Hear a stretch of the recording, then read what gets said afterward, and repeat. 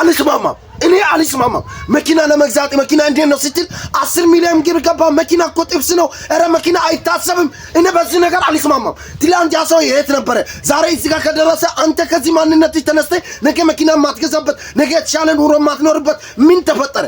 አንድ ታሪክ ልንገራችሁ አንድ ሰው የነበረ የሞት ፍርድ ተፈረደበት ከዛም በኋላ አይኑን አሰሩትና ወንበር ላይ አሰሩ ከዛ በዚህ ኢባብ ተነድፈ ብትሞት ይሻላል በዚህ መርዛማ መርፌ ተወግተ ብትሞት ይሻላል ተባለው ከዛ መርዝ ባለው መርፌ ተወግቼ ቢሞት ይሻለኛል አለ አይኑ ታሰረ ምንም አይነት መርዝ የሌለው መርፌ ተወጋ ማለት ነው ተወግቶ ግን እሱ አይምሮ ማለት ነው ጭንቅላቱ ስለሞተ ምንም አይነት ያልተመረዘ መርፌ ነው ተወጋው ግን ሞተ ማለት ነው ማለት ምን ልላችሁ ፈልጌ ነው እኛ ማድረግ የምንችለው ሆነ መድረስ ከምንችለው አላማ ራሳችን እንደርሳለን ብለን ማሰብ ከቻለን እንደርሳለን አንደርስም ብለን ራሳችንን ወደ ኋላ ከሳብን አይምሮአችንን መጀመሪያ ከገደልን የምናስብበት ቦታ ላይ መድረስ አንችልም ማለት ነው እኛ አሁን የሚታየንን ችግር ሳይሆን ነገ እንደምንደርስበትን አላማ ነው ማሰብ ያለብን ብርዝና ምን ሆናችሁ ለቃደን ቀጥ ብላችሁ ወደ ስራ አይቻልም የሚሉ ሰዎችን መራቅ ነው ወደ ስራ መሄድ ነው ይቻላል ፓፓ አንተ ይቻላል ወደ ስራ